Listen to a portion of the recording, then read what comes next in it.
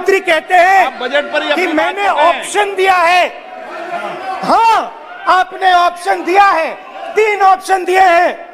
पहला ऑप्शन भूख, दूसरा ऑप्शन बेरोजगारी, तीसरा ऑप्शन आत्महत्या। ये 3 ऑप्शन आपने दिए हैं।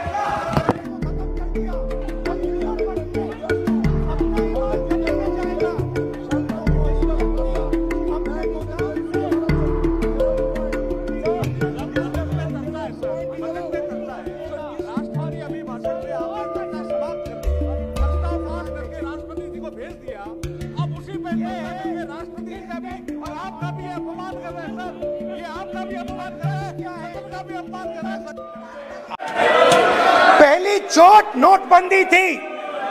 आइडिया किया था गरीबों से, किसानों से, मजदूरों से उनका पैसा लो, बैंक में डालो और हम दो हमारे दो के जेब में डालो।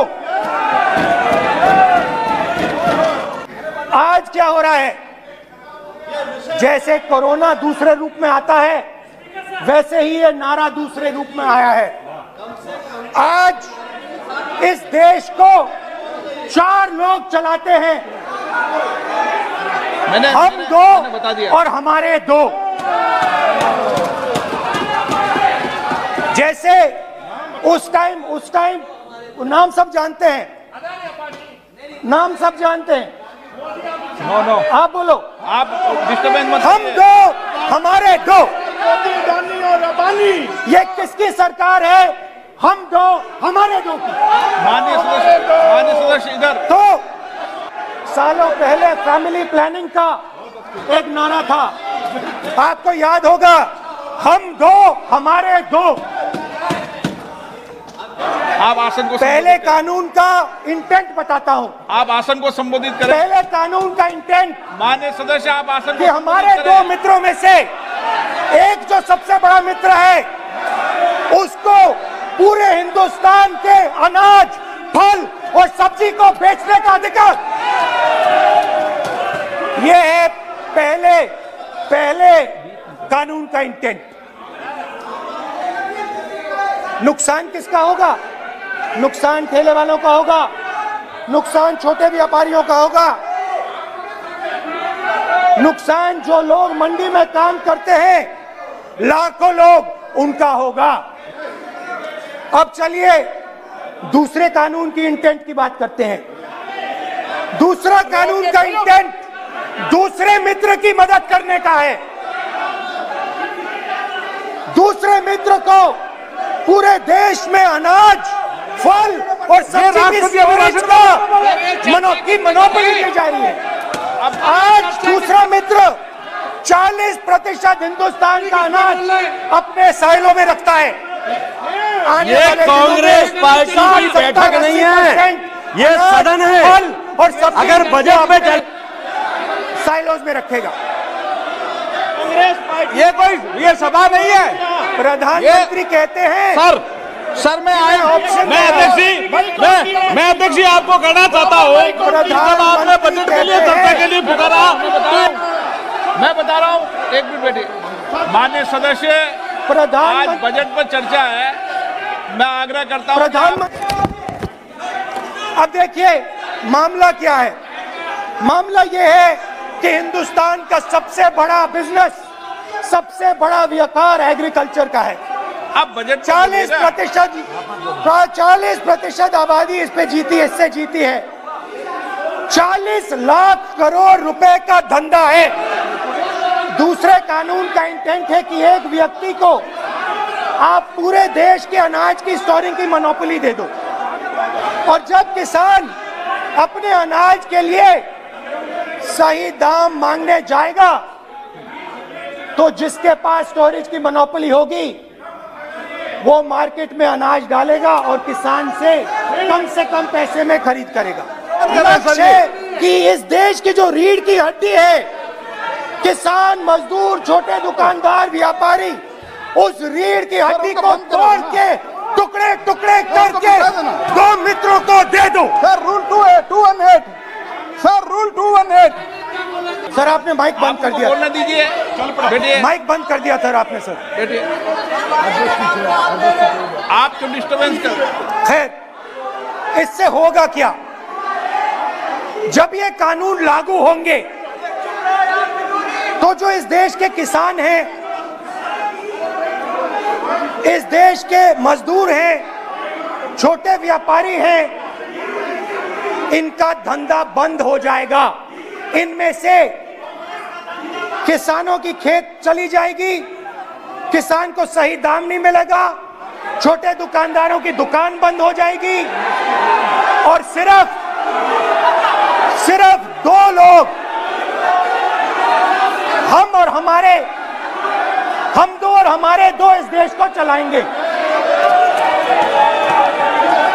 हिंदुस्तान का फूड सिक्योरिटी का सिस्टम है वो नष्ट हो जाएगा और पहली बार सालों बाद एक बार फिर पहली बार हिंदुस्तान के लोगों को भूख से मरना पड़ेगा। रूरल इकोनॉमी नष्ट हो जाएगी और ये देश रोजगार नहीं पैदा कर पाएगा। ये नई चीज नहीं है, ये आप मत सोचिए कि ये नया अटेम्प्ट है, पहला अटेम्प्ट है। ये पहला नहीं है, ये काम प्रधानमंत्री ने हम दो हमारे दो के लिए पहले नोटबंदी में शुरू किया था। पहली चोट नोटबंदी थी। आइडिया क्या था? गरीबों से, किसानों से, मजदूरों से उनका पैसा लो, बैंक में डालो और हम दो हमारे दो के जेब में डालो। स्मॉल मीडियम सेक्टर को खत्म कर दिया, किसानों को बर्बाद कर दिया। वहां नहीं रुके, फिर गए जीएसटी, गब्बर सिंह टैक्स, 5 अलग अलग टैक्स और फिर से उन्हीं बेचारों पर आक्रमण, उन्हीं किसानों पर, उन्हीं मजदूरों पर, उन्हीं व्यापारियों पर आक्रमण। फिर कोरोना आता है। कोरोना के समय मजदूर चिल्ला चिल्ला के कहते हैं हमें बस का टिकट दे दीजिए, हमें ट्रेन का टिकट दे दीजिए। नहीं नहीं नहीं, तुम्हें नहीं मिलेगा, तुम पैदल घर जाओगे। एक मिनट माननीय सदस्य प्लीज। मगर टैक्स माफ जरूर होगा, माननीय सदस्य जरूर होगा। माननीय 5-10 उद्योगपतियों का टैक्स होगा। माननीय सदस्य प्लीज। तो पहले नोटबंदी, फिर जीएसटी, फिर कोरोना के समय उन्हीं 4-5-10 लोगों को पूरा का पूरा कर्जा माफ, 10 लाख करोड़ रुपए जो भी था कर्जा माफ। मगर हुआ क्या? हिंदुस्तान का रोजगार का जो सिस्टम है, जो स्मॉल एंड मीडियम इंडस्ट्री है, वो खत्म हो गई। आज ये देश रोजगार नहीं पैदा कर सकता है, सीधी सी बात। और आज नहीं, कल भी ये देश रोजगार नहीं पैदा कर पाएगा क्योंकि आपने इस देश की रीढ़ की हड्डी तोड़ दी है। किसान की, मजदूर की, छोटे दुकानदार की, स्मॉल मीडियम बिजनेस की रीढ़ की हड्डी तोड़ दी।